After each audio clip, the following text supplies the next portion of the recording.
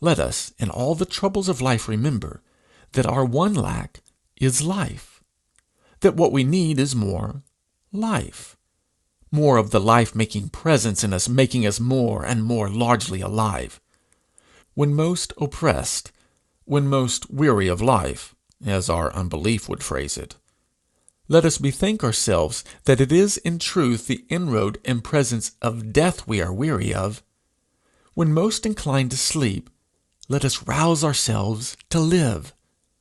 Of all things, let us avoid the false refuge of a weary collapse, a hopeless yielding to things as they are.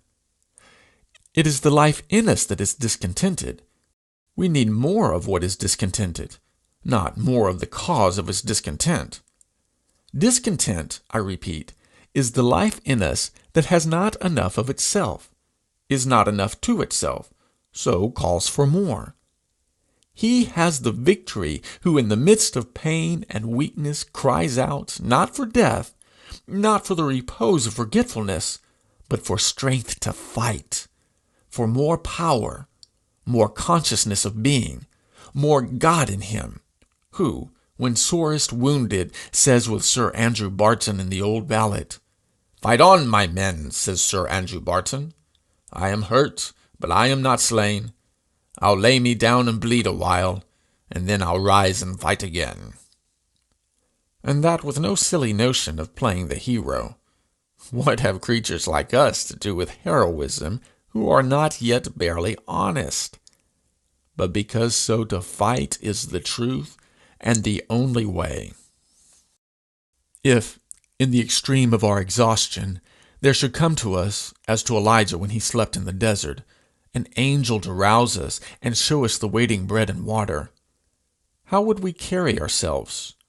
Would we, in faint unwillingness to rise and eat, answer, "Lo, I am weary unto death. The battle is gone from me. It is lost or unworth gaining. The world is too much for me. Its forces will not heed me. They have worn me out. I have wrought no salvation, even for my own, and never should work any were I to live forever. It is enough. Let me now return whence I came. Let me be gathered to my fathers, and be at rest." I should be loath to think that, if the enemy, in recognizable shape, came roaring upon us, we would not, like the Red Cross knight, stagger, heavy sword and nerveless arm to meet him. But in the feebleness of foiled effort, it wants yet more faith to rise and partake of the food that shall bring back more effort, more travail, more weariness.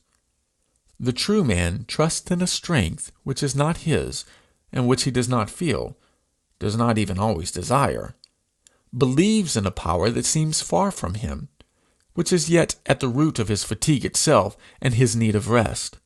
Rest as far from death as is labor. To trust in the strength of God in our weakness, to say, "I am weak, so let me be, God is strong." To seek from him who is our life as the natural simple cure for all that is amiss with us, power to do and be and live even when we are weary. This is the victory that overcometh the world. To believe in God our strength in the face of all seeming denial, to believe in him out of the heart of weakness and unbelief, in spite of numbness and weariness and lethargy, to believe in the wide awake real through all the stupefying, enervating, distorting dream, to will to wake when the very being seems athirst for a godless repose. These are the broken steps up to the high fields where repose is but a form of strength, strength but a form of joy, joy but a form of love. "I am weak," says the true soul, "but not so weak that I would not be strong. Not so sleepy that I would not see the sunrise. Not so lame but that I would walk. Thanks be to him who perfects strength and weakness and gives to his beloved while they sleep." If we will but let our God and Father work his will with us, There can be no limit to his enlargement of our existence, to the flood of life with which he will overflow our consciousness. We have no conception of what life might be, of how vast the consciousness of which we could be made capable. Many can recall some moment in which life seemed richer and fuller than ever before. To some, such moments arrive mostly in dreams.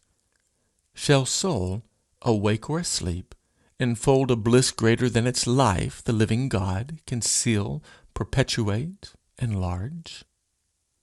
Can the human twilight of a dream be capable of generating or holding a fuller life than the morning of divine activity? Surely God could, at any moment, give to a soul, by word to that soul, by breathing afresh into the secret caves of its being, a sense of life before which the most exultant ecstasy of earthly triumph would pale to ashes.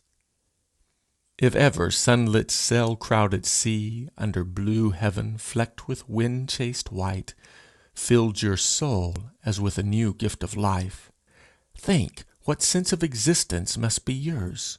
If he whose thought has but fringed its garment with the outburst of such a show, take his abode with you, and while thinking the gladness of God inside your being, let you know and feel that he is carrying you as a father in his bosom.